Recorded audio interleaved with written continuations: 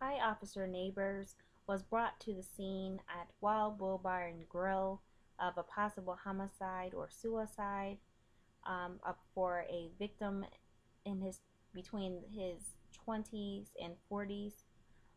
He was found outside the bar in an alley against propped up against a a garbage can.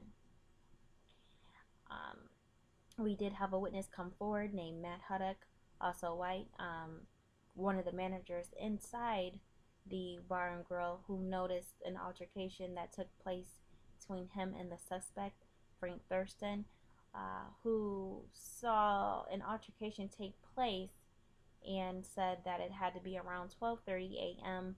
and between 1:30 a.m.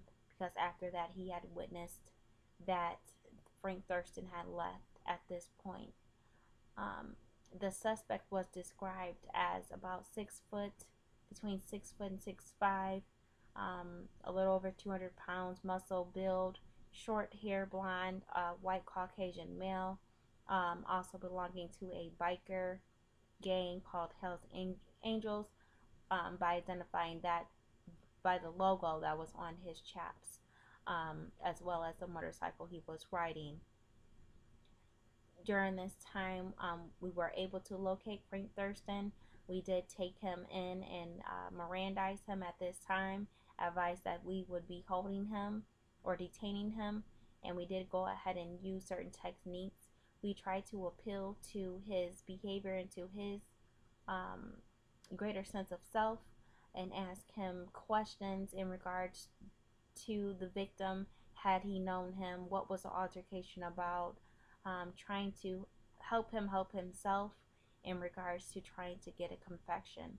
However, that technique did not prove to be worthy. Um, the suspect asked for a lawyer and ended the interrogation. So at that time, we placed him in a holding cell for him to be able to contact his lawyer.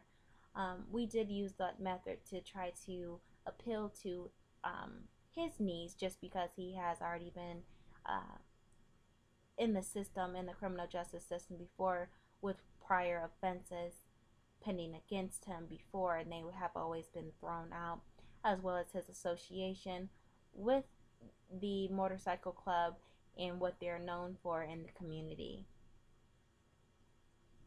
During the investigation and during the interviews, we found that this young man was a suspect, a victim, um, and found no related causes actually. During the interviews, we did learn that Frank Thurston, the suspect, did have an altercation with the victim in this case, but the altercation was did not seem like there was a threat there. There's nothing that says through the witness statements that there was a threat present, or um, as though Mr. Frank Thurston was going to harm him in any such way.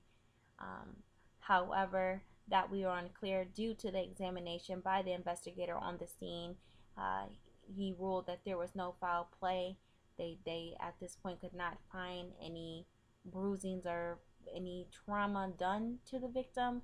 Um, but we also learned in the interview that Frank Thurston also denied knowing the victim, as well as not being able to identify after being shown pictures of the victim as well. During the interview, we also wanted to make sure that he was Mirandized and that he knew that he was being interrogated, as well as not infringing on any of his civil rights. Um, so we did do that route there to make sure that everything was okay to do so, so that we covered and made sure we followed all of our protocols and policies and procedures. We wanted to give everyone a fair shot in regards to the witnesses and suspects that came forward to help. Um, but at this time, it has become inclusive, and that we have not found any reason to prosecute Frank Thurston for the victim in this case. There's not been any foul play found by the medical examiner. So we move forward to drop the case against Frank Thurston due to the findings and evidence at the scene. Thank you so much.